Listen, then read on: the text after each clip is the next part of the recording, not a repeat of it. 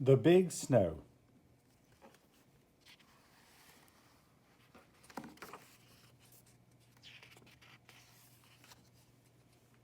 Honk, honk, honk. The wild geese were flying south. The big harvest moon had come and gone. Red and gold were the leaves on the maples and oaks, and the wind that blew down from the north was cold. Miss Cottontail and the littlest rabbit sat on the warm brown earth of the vegetable garden. Far below, at the foot of the hill, broad waters of the river ebbed slowly to the ocean. They stared into the sky at the flock of wild geese. "You know what that means?" said Miss Cottontail. The littlest rabbit shook his head. He couldn't speak because his mouth was full of carrot tops. He didn't know why the geese were flying south. This was the first time he had seen them. "That means that the cold winter days are near and you'll be needing a warm coat," said Miss Cottontail. "Eat plenty of cabbage leaves and carrot tops, and you will have a thick coat for the winter." The littlest rabbit nibbled another tender carrot top. The fat little groundhog, who lived in a den just outside the garden fence, looked up as the geese flew overhead. He had already put on his warm fur coat. "Uh-oh," he said. "It's nearly time for my winter nap." When the days grew short and cold, he went to bed and slept soundly until spring. This saved him the trouble of storing food for the winter. Mrs. Chipmunk, with her cheek pouches full of seeds, stopped for a moment beside the little stone house on the hillside. She had worked hard all summer and had stored plenty of seeds and nuts for the winter in her home deep beneath the rock pile. "Brr," she said. "It's getting cold. It's time for me to retire."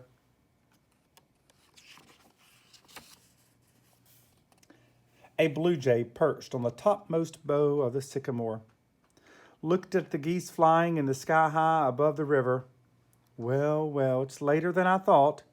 He flew to the big pine tree where the cardinals were resting. "Aren't you going south?" he asked. "No, indeed," replied the cardinals. "We can find plenty to eat here. We like winter."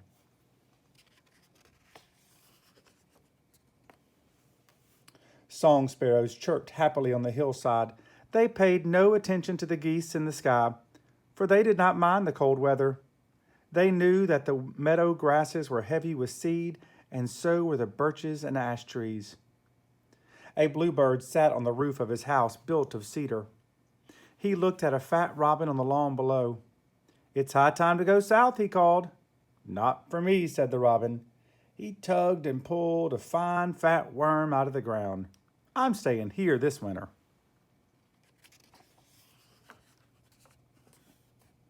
High on the hill, a brown wood rat stopped to look at the geese. "Hey, hey," he squeaked, "there they go." He knew cold weather was coming, and he had carried seeds and nuts to his nest under the big rock. The ring-necked pheasants roaming through the woodland only stared at him. They never thought of leaving their home for the south. There was plenty of food for them on the hill, and they didn't mind the cold.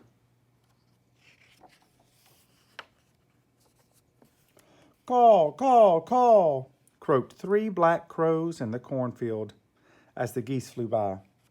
They knew where to find food during the long winter months, and they never went south. Every day during the harvest season, the red squirrels and the gray squirrels had been busy storing nuts and acorns and seeds under the leaves and logs where they hoped to find them during the lean winter months. Their fur coats were thick and warm. They were ready for winter.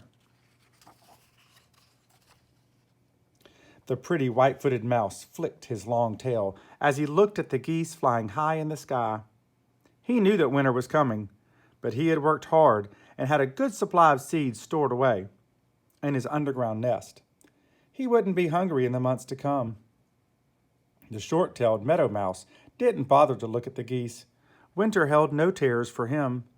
The tunnels made by the moles led to sweet plant roots and to the tulip bulbs in the garden. He would have plenty to eat.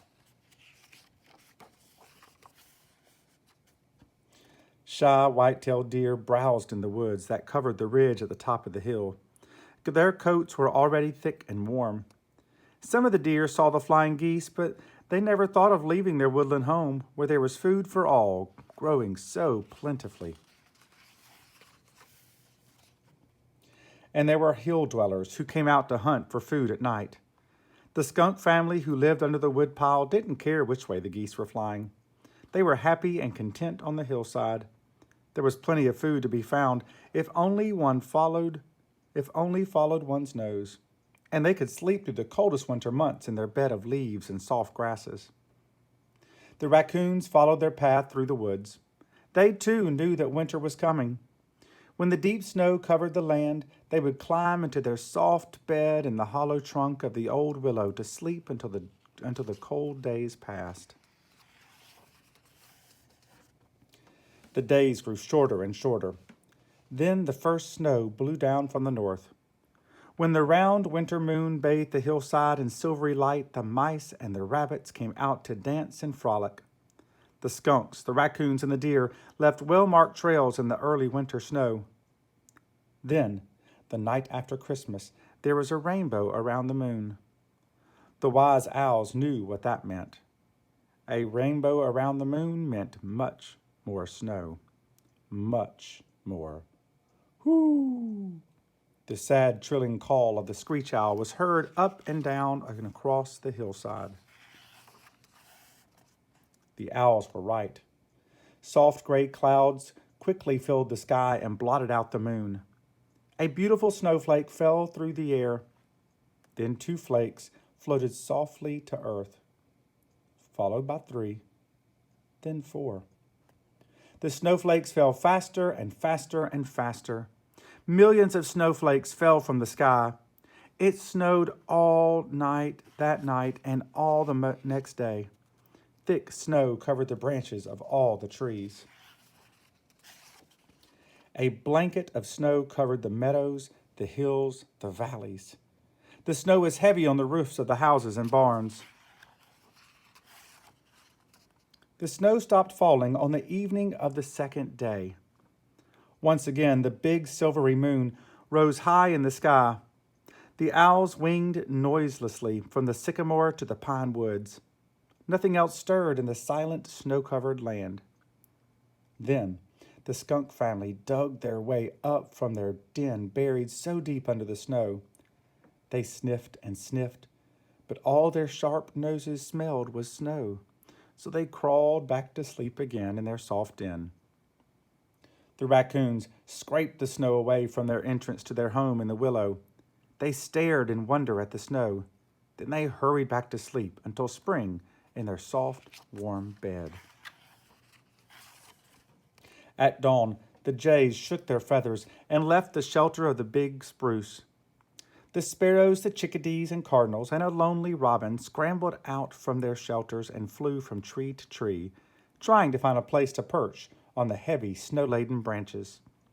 They looked in vain for the seed grasses in the meadow. Ice and snow covered everything, even the seeds of the birches and the ash trees. The jays and the crows took wing to hunt for food. The jays flew north in great circles, and the crows flapped slowly south. The deer huddled together in the deep woods. Drifts of snow covered the bushes and grasses that furnished them with food. The deer were hungry. Miss Cottontail and the little rabbits were hungry too. They came out from their nest underground to hunt for food. Snow, snow, nothing but snow, and the birds and the animals of the hill were very hungry.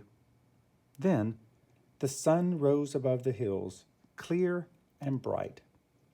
The sharp eyes of the jays saw a little old man in a bright red cap come out of the stone house.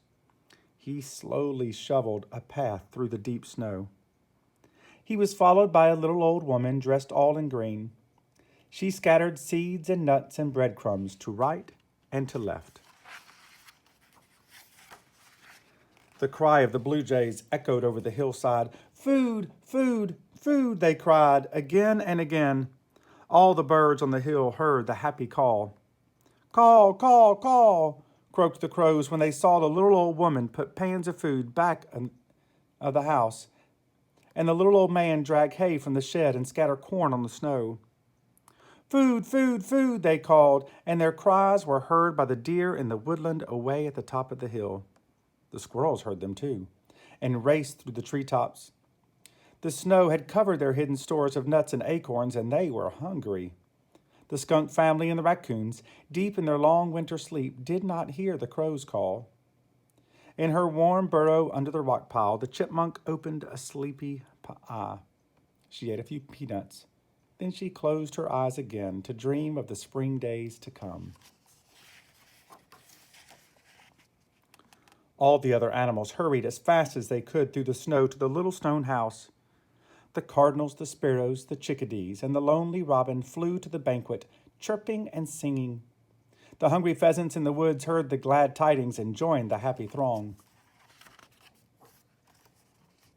The groundhog didn't wake up until the second day in February.